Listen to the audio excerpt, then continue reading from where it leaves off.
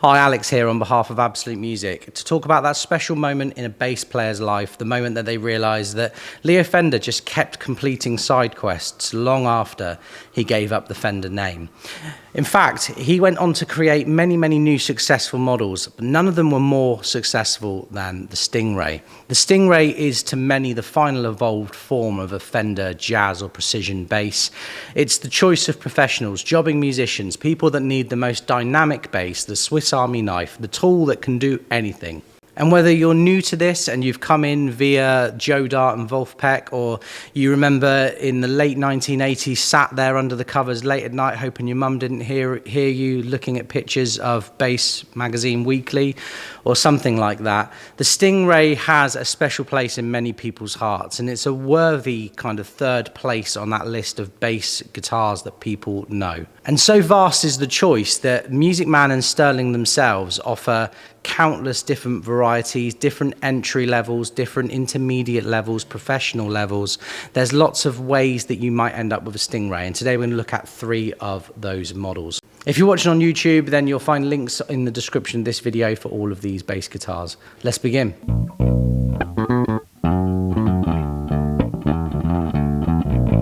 There's not really going to be a better place to start, is there, than the Intro series, a newly launched series by Sterling.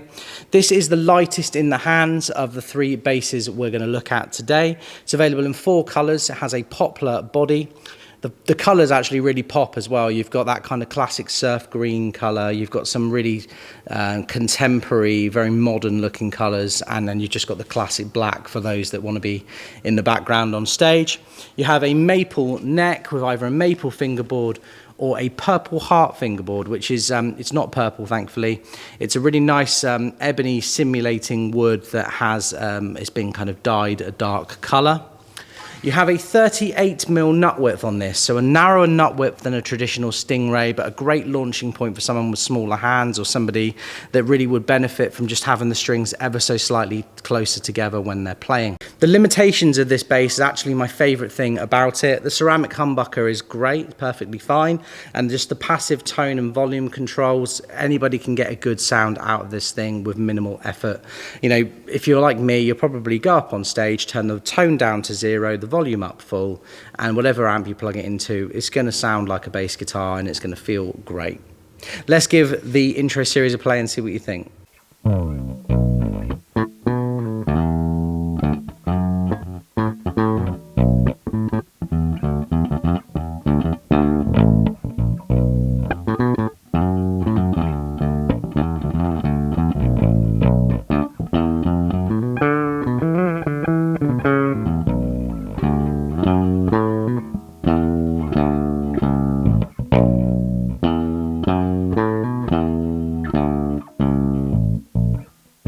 Next up today, let's take a look at the sub-series, also known as the Ray 4. This would have been most people's introduction to a Sterling bass over the last 10 years or so. It's definitely the one you see hung up on the walls of most guitar shops because it's just a bankable, reliable, active bass. That's the difference here between the Intro series and the sub-series. You do have an extra tone control here, which creates a 2-band EQ, so you've got more frequencies to sweep and find the sweet spot. You still have a master volume, and that's driven by a 9-volt battery with a compartment here on the back. This model still has that ceramic humbucker, but just has more tonal variation to it. As soon as we plugged it in, we instantly realised you're dealing with an active bass. You know, the volume output is about 30% louder than it was on the previous Intro model when we plugged it in.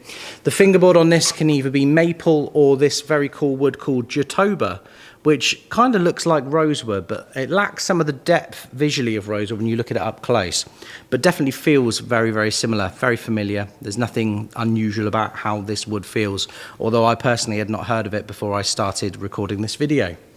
You have a classic maple neck there, and it goes up to these open gear Musicman tuners, just a classic bass tuner. You have a 38mm nut width on the sub-series as well, so once again, suitable for somebody who needs a slightly narrower string spacing, not true to the kind of vintage spec of a Stingray. We'll see something like that next, but for now, the sub-series is where it's going to be at for many of you. Let's give it a play and see what you think.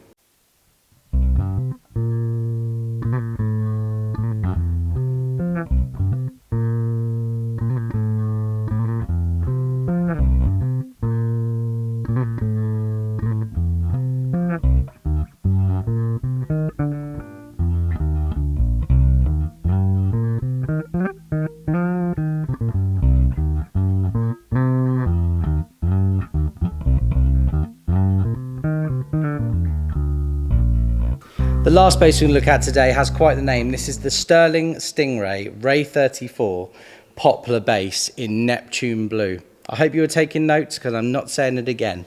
This bass it blurs the lines, let's say that. As with so many things these days, there's a tie-up and an option between geography, quality, and what you get for your money.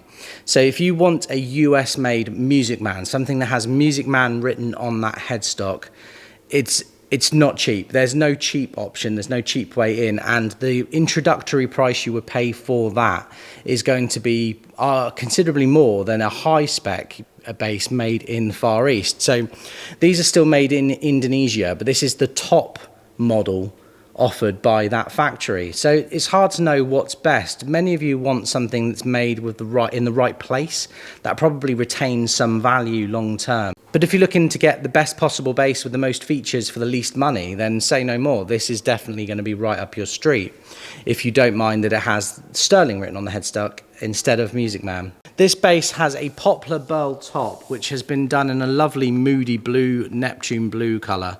You can see in certain lights it really shines through the wood grain of this bass. But the further away you get, the more conventional it looks. The pickguard is transparent, which only adds to the vibe in my opinion. And you have a very, very big black panel with controls here because this model has the full 3-band EQ. Still driven by a single 9-volt battery with a hatch here on the back. This 3-band EQ is a beast. It's impossible not to get kind of a wide range of sounds out of it, and if you're somebody that really likes to shape your sound and emulate different genres as you play, then really you're never going to get bored of this kind of feature. You're only going to lean into it more and more as you progress. This has a rosewood fingerboard a la the earliest of the kind of deluxe Fenders and Musicmans of this world. This particular model is also available in a kind of crimson red colour that I found on Musicman's website. It's not something we've had here at Absolute, but this brand new model for 2025 really is ticking the boxes for us. Finally, the pickup on this is different. This model comes with an Alnico 1 humbucker. Why is the Alnico humbucker better? As you know, Jesse from Breaking Bad said, this is also the only bass today that we've got looked at with a satin finish to the body, satin finish to the neck, and then a nice wide traditional spec 43mm nut width. So this does feel in your hands as a traditional Stingray would. Let's give this absolute beast a play and see what you think.